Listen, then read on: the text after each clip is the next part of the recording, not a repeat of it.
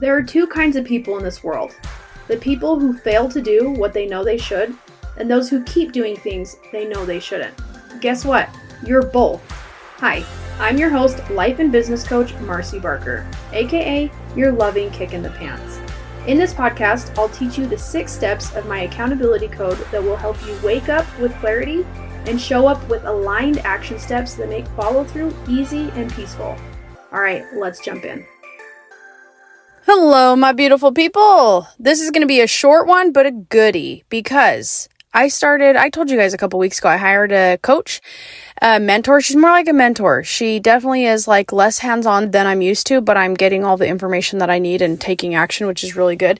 And she's a really good example of what it's like to not have your clients need you all of the time. So anyway, I'm learning a lot, but in one of the modules I was going through, she talked about having focus milestones, because as entrepreneurs, we always have a lot of great ideas and we're surrounded by a lot of people who are also very creative and coming up with new things. What's the word I'm thinking of? They're ingenuitive. Is that a word? I'm not sure. But people are always like, I'm going to do this. I'm going to do this. I'm going to do this. So it's easy when you have an idea to believe that you can just bust something out, because entrepreneurs, we're just used to doing that.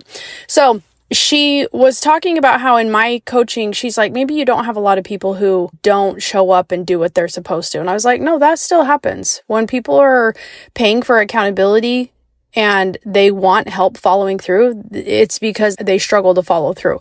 So it's definitely a thing that pops up with my clients and really every single person. Even I have a hard time following through sometimes because I get really excited about something and I'm used to doing, and I can do my own stuff. But when I'm forced to take care of other people, like kids and stuff, then that kind of ruins my timelines.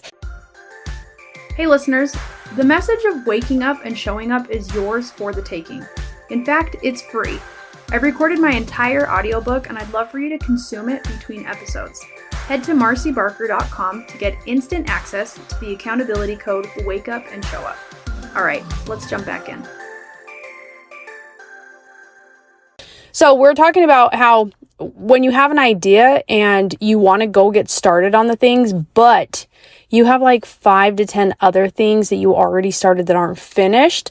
My mentor was talking about focus milestones. And I was like, this makes so much sense, because I've talked about this in another podcast, but sometimes I have a hard time people coming to me and they have a goal and I'm like, okay, let's do the goal. And then they start on it and they're like, this revealed something new for me and I got to go and do that. And I used to be really taken back by it because I'm like, that's not what you hired me to do. Like, we had this thing, you came to me because you wanted to do that thing. But I definitely want to honor people when they have an increased awareness to do something bigger. It's like, yeah, go shoot for that thing and let's do it.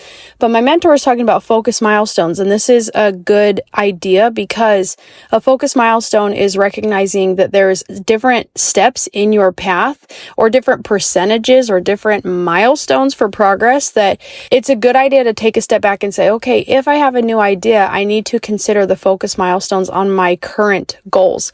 Like, where do they have to get in order for me to feel like they're grown up enough for me to let them be unattended? And this is just coming to me now. It is kind of like, okay, you have a little toddler, you have a little baby, something that you have gotten off the ground, but it still needs you. And it still needs monitoring and it still needs you to supply it so that it can survive. But there comes a point, my oldest daughter, she's about to get her driver's license, where she's not going to need me to get from point A to point B. So that frees up my energy to go do something else. But if I was going to say, hey kid, you're on your own, and we didn't quite get her license, then that would cause a problem. And so in the grand scheme of things, if you look at these little teeny milestones that need to happen so that you can successfully move from one project to the next while growing, I think it's a fantastic idea. So I want you to think about that and see how you can utilize it in your own business. Is a focus milestone something that speaks to you, or is it something that you're like, I'd rather just ignore what I need to do?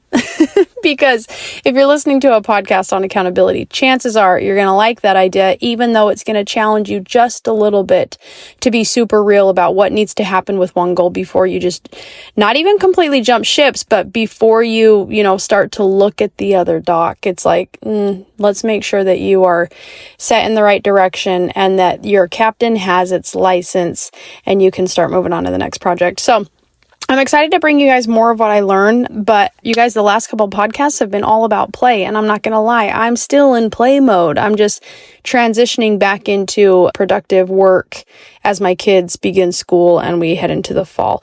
But I'm really excited because my fall program is starting September 2nd, so if you are wanting to get in on the action and to set up some focus milestones and to learn the accountability code so that you can make follow through easy and peaceful, then message me and we'll get you started on what that means for you. So I hope you all have a fantastic day, and I'll see you next week for another episode of Your Loving Kick in the Pants.